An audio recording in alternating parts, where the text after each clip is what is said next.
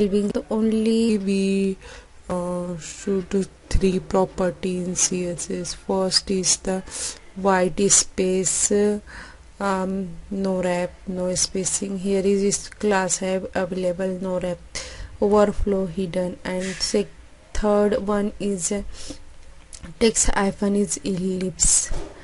And only three property we need to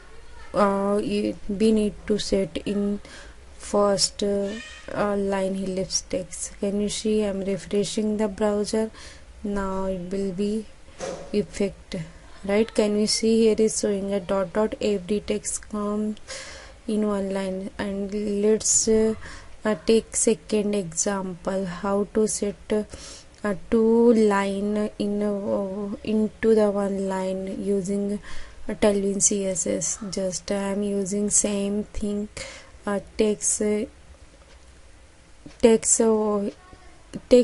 I'm not using here a text clip. I'm using a text clips using, and second is overflow hidden and white space, no wrap.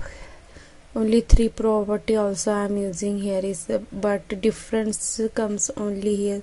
First effect is coming in dot dot line. Here is not showing in dot line, only just indicating. Thank you for watching this video.